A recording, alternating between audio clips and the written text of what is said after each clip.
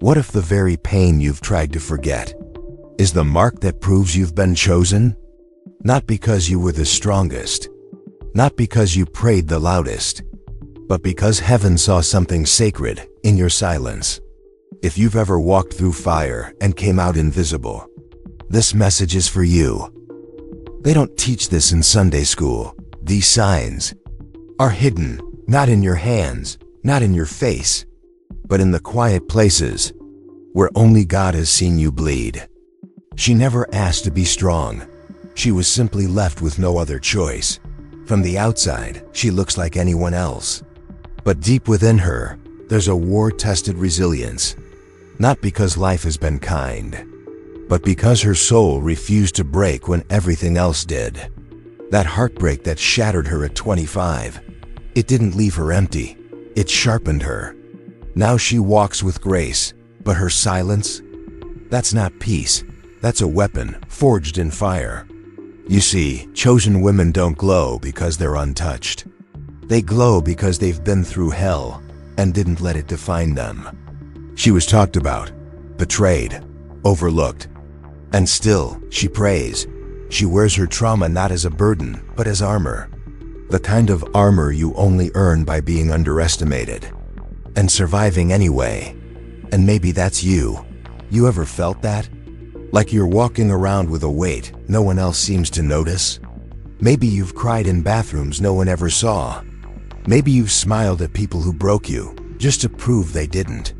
But the thing about chosen women is this: their wounds aren't weaknesses. They're maps. Maps that heaven uses to lead others through their own storms. But pain is just the beginning. There's a second sign, and it hides in a place most people try to numb: the ache of not fitting in. There's a restlessness she can't explain, even when life is good. The job is stable, the house is quiet, her soul stirs. People tell her she should be grateful, and she is.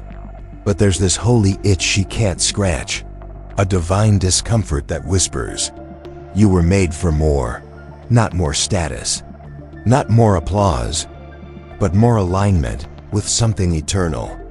This ache doesn't mean something's wrong with her. It means something's rising inside her. Like Romans 8:19 says, all of creation is waiting for the daughters of God to be revealed. She walks into rooms that should feel like home and still feels like a stranger. You know what I mean? That weird dissonance where you smile, but your spirit feels homesick, not because she's broken, but because her spirit no longer fits small spaces, like Esther in the palace. She's dressed for royalty, but carries the burden of a deeper purpose. The gold doesn't distract her. She hears the cries beyond the gate. And if you've ever asked, why can't I just be satisfied like everyone else? You're not alone. The chosen don't chase comfort. They're pulled by calling. It's the kind of pull that wakes you at 3 a.m., not with anxiety, but with urgency. Isaiah 61:3 says, He gives beauty for ashes. That's not poetry, that's prophecy. You weren't placed here to settle. You were planted here to shift something. But what happens when that fire burns so hot that it feels like it consumes everything you touch? The next sign reveals a weight almost too sacred to carry, and yet she carries it daily. She feels everything. A song, a silence, a stranger's eyes. They all leave impressions on her soul. Her tears come easily, not from weakness, but because she hears things others don't. The heartbreak of the world hums in her bones. And while others scroll past suffering, she stops, she prays, she aches. This kind of sensitivity isn't convenient. It isolates her. Even her own family says she's too emotional or takes things too seriously. But what they don't see is that her heart is an altar, always open, always burning. She doesn't just feel her own pain. She absorbs what others can't carry. It's like Proverbs 31:25. Strength and dignity are her clothing, but they were sown with tears. She mourns with those who can't speak. She intercedes when no one's watching. And yes, she gets tired. Some days, The burden feels like too much, the empathy too heavy, but heaven trusts her with it. Because only someone so attuned to the heartbeat of God could pray with such depth. In her quiet groans, angels hear symphonies that shift atmospheres. But there's a reason the sensitive are chosen. Because their spirit doesn't just detect light, it also disturbs darkness. And that leads to the next sign. One that explains the battle she never asked for. She doesn't go looking for conflict. It finds her before her feet touch the floor some mornings. The air already feels heavy. And it's not always people. Sometimes it's pressure without a source. She's been misunderstood, falsely accused, pushed aside for no reason. But what the world sees as bad luck is often backlash from the unseen. Ephesians 6-12. We wrestle not against flesh and blood, but against spiritual forces in high places. Chosen women walk through life like lighthouses. Their light exposes shadows, even in silence. They agitate spiritual resistance, not because they're loud, but because their yes to God echoes in places darkness hoped to rule. Mary didn't ask for warfare when she accepted the angel's call, but her obedience woke up hell and triggered Herod's wrath. And maybe you felt it too. That sudden rejection that made no sense. The slander you never saw coming. It's not punishment. It's proof. The enemy doesn't fight the empty. He targets what threatens him. And you, daughter, are a threat. But here's the deeper mystery. It's not just the battle that marks her. It's what happens in the silence after it. Because some wounds don't bleed, they isolate. And that's where the next sign begins. She's surrounded, yet unseen. She speaks, but feels unheard, even in the midst of laughter. There's a quiet ache inside her that no one seems to notice. People say she's withdrawn, but they don't know the war going on inside her stillness. This loneliness isn't just absence. It's divine insulation. When God chooses a woman, He often hides her before He reveals her. Look at Moses, alone in the desert. David, forgotten in the fields. Hagar, cast into the wilderness. David was anointed in secret, long before the throne ever saw him. God doesn't isolate to punish. He separates to prepare.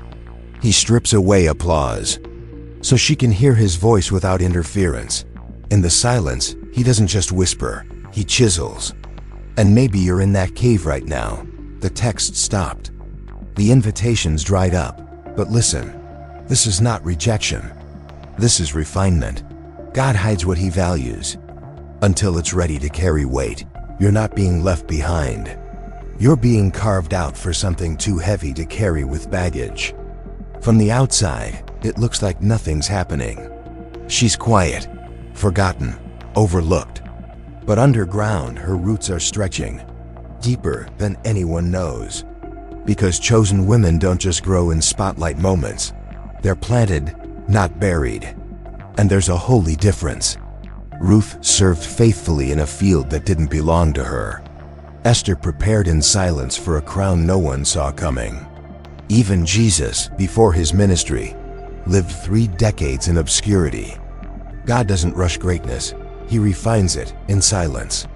Behind closed doors, when no one's clapping, it's in the dark that pillars are formed, not platforms.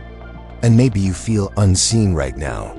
You're showing up, praying, loving, healing others, with no recognition. But don't despise the soil. The deeper the roots, the stronger the tree. Your unseen obedience is building spiritual weight. You're not invisible. You're being cultivated for something eternal. And when the fruit finally breaks the surface, there's one final sign the enemy can't stand. A light that no storm can put out. She shouldn't be smiling. Not after everything she's lost. Not with the weight she still carries. But somehow, joy keeps blooming from the cracks of her story. It's not performative. It's not denial, it's defiance.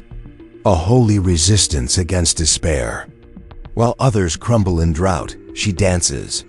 Not because it's easy, But because she knows her joy is rooted in someone unshakable, she sings not because the storm is over, but because she trusts who walks with her in it. Her praise isn't proof of a perfect life. It's proof that pain didn't win. This kind of joy is dangerous because it tells darkness, you don't have the final word. And maybe now you see it. These aren't flaws. They're not burdens. They are the divine fingerprints on your soul. You were never random. You were always marked. So now the question remains, what if everything you've been through wasn't breaking, but birthing? What if the silence, the scars, the storms were never random, but divine choreography shaping you into someone hell fears and heaven favors? You don't carry these signs by accident. You carry them because your spirit agreed to a journey that few could survive. You were never forgotten, never abandoned, just hidden. For a time such as this, I mean, really think about that. What if you've been hidden, not overlooked? So, daughter of God, if you saw yourself in these words, if your heart whispered, "This is me," go to the comments right now and declare it with boldness. I carry the mark. I am a chosen woman. Let the enemy hear it. Let your sisters see it. Let your soul believe it. And if this message stirred something deep inside you, don't forget to subscribe and turn on notifications. Because this isn't the end. It's the beginning of a new season. One where your scars shine, your silence speaks, and your spirit soars.